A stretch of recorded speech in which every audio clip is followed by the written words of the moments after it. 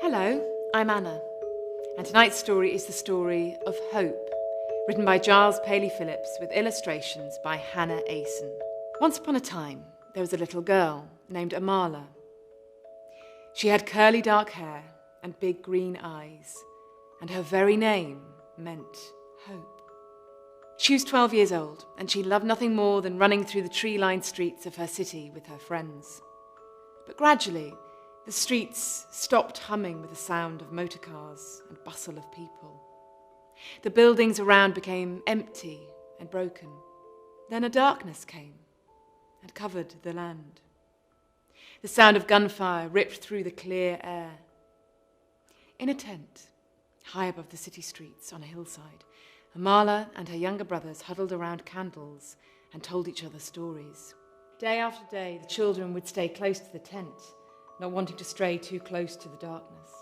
But a sorrow grew heavy in Amala's heart, for she wished that she could venture further.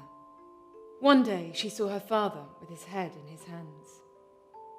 They were down to their last loaf of bread. "What shall we do?" he said. Amala secretly decided to return to the city to search for food. That evening she headed out, and the cool air sent shivers down her back. Suddenly, 3 figures were in front of her. A silence fell upon Amala. She was frozen.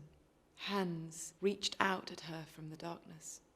They seemed to come at her from all directions. So fast. She stood shivering, her hands out in front of her, catching the tears that ran from her green eyes. She wondered if she'd ever step outside again. Then one day, a woman came to the tent.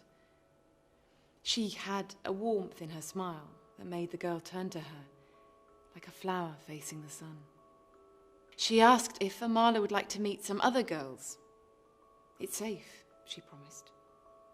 That morning, in a hall, far from the debris of the bombs, Amala met with so many others who had experienced what she had experienced. She listened to their stories, taking everything in, each moment of anguish and despair. But she couldn't share hers. Her voice wouldn't work.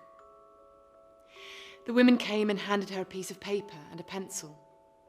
"Sometimes," she said, "I find it easier to draw things than to say them." Amala smiled. Amala placed her piece of paper on the table. Then, as if she hadn't even realized she'd started, lines and shapes came pouring from her mind onto the page. She could feel the rawness of her emotions, and with each stroke came relief. By the end, her heart was still. Every week, she would go back to that place, and slowly, carefully, the light grew. Hope returned, and she realized, I can see a way through.